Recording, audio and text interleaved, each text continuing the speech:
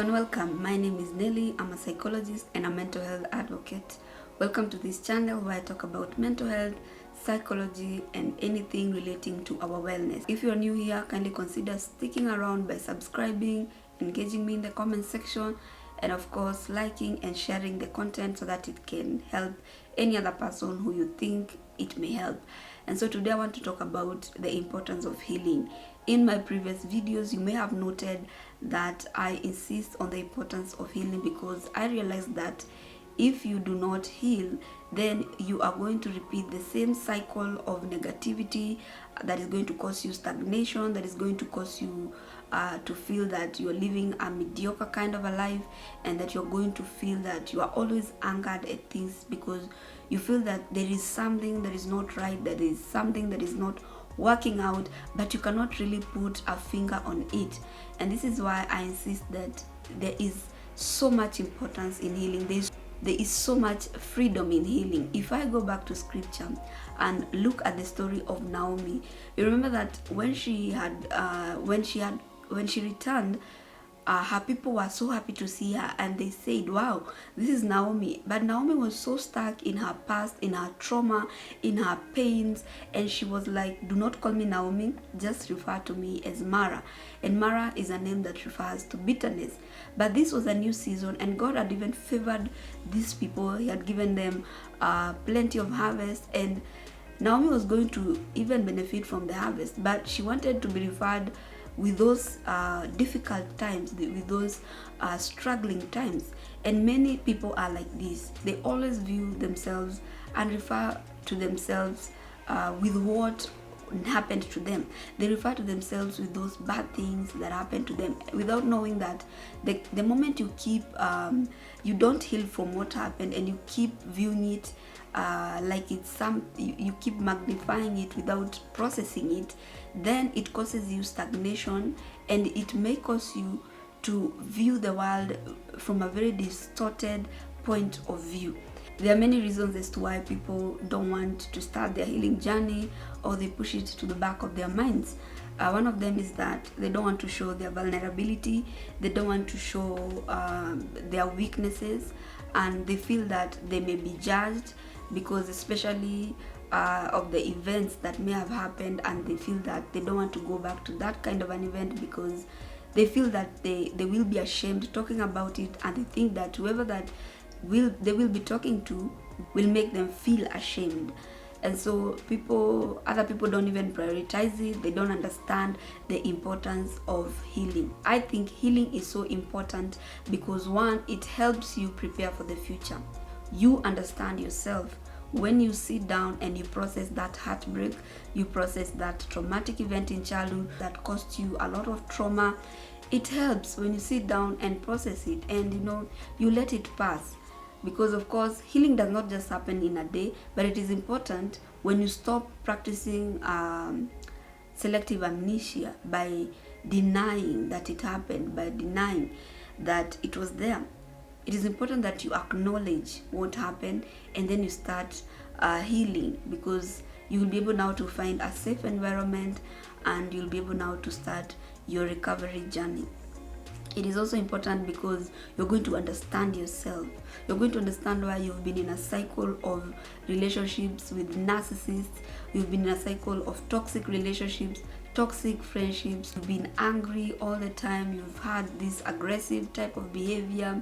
You've had inappropriate behavior. You will be able to understand yourself and look at what you want to rectify from now going henceforth, because you don't want to continue applying these maladaptive ways of coping in your life, because it's going to continue causing the cognitive dissonance in you, and you'll always feel that there is something that is not right, or you will see the manifestation of stagnation in your life, which is not right. The other important thing is that you'll be able to get into new relationships that are going to be life-giving, relationships that are going to help you grow.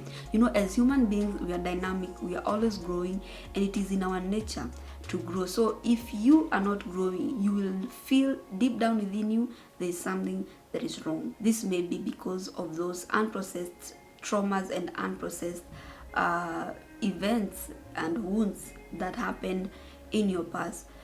Healing is important because you are able to make renewed choices for a better life.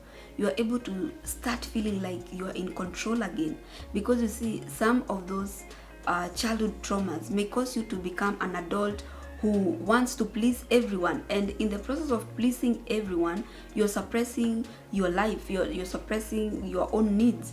And so when you heal, when you start the process of healing, you're able to make better choices, renewed choices that are going to help you be in control of your life again. Healing is important because you will understand some of the addictions that you have. You'll be able to understand them, because I always say that addiction is an underlying is a symptom of an underlying problem. It's not the problem. Addiction points to something deeper. People are dealing with things, and that's why they drink in excess, they shop in excess, they have gambling problems, they have sexual addictions, they have all these addictions that are seen in their lives. Most diseases are rooted in unprocessed trauma, because of course there's the psychology of trauma, that now when we explain how trauma affects your mind and manifests in your physiology, you cannot separate your mind from the body. And you'll find that diseases like even asthma, when a child has asthma, it's important to sit down and look at what is going on in their family. It may not entirely be the cause, but it contributes. Trauma contributes greatly to some of these diseases like asthma, heart diseases, cancer. In adults, things like diseases like Crohn's disease, are rooted in those unprocessed traumatic events that people carry on, and they are burdens. They are too heavy a burden to continue with for the rest of your life. Whatever may have happened to you, you need to sit down and reflect on it. Accept that it happened. Do not lie to yourself, because you must be honest with yourself so that you can be able to start the healing journey. There are many ways you can start your healing journey, and of course each of them has its own mechanism. The first I would recommend is seeing a professional who will help you uncover many other ways that you can be able to heal. You can see a psychologist, a psychiatrist, a counselor. This person will be able to help you uncover many other ways. You will be able to do your inner child work. You will be able to validate yourself. You will be able to understand your family systems. You will be able to understand some of those relationships. You will go and look at what may have caused you to choose this person, that may have caused you this kind of pain. You'll be able to reparent yourself. You can also join support groups of people who are healing, like group therapy, and you can be able to heal through that. You can also do personal things like going into nature, going outside, so that you can get outside of your mind.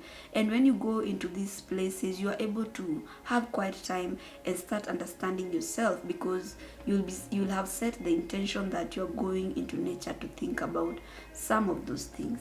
And of course, the other thing is your spiritual life. You need to, of course, look at that.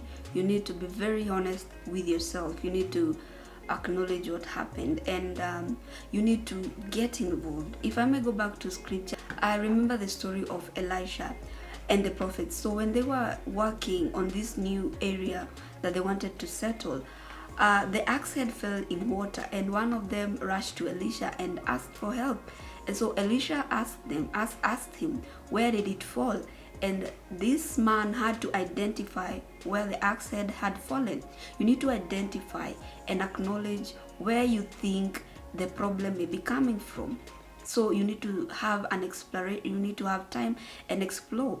You can do that by journaling, going back and looking at your family systems, going back and looking at how you were raised up. When it comes to relationships, you can go back and look at that relationship, see how it unfolded, how it started, how this person was treating you, why it got to where it got to. And when Elisha asked this man where it fell, he did what he did, and the axe head came up. And Elisha told this man, pick it up. The same thing will happen. You need to be involved in picking yourself up again, and you will be able to continue with your life. It's important to understand one thing about trauma. It's not the bad things that happen to you, but it is how bad they affected you. So I hope that you are able to gather the strength to start the healing journey, so that you can get unstuck in those areas that you're feeling that you're stuck, and you can put an end to the stagnations and the memories and the nightmares and the thoughts and the cycles of negative relationships that you find yourself into. So until next time, see.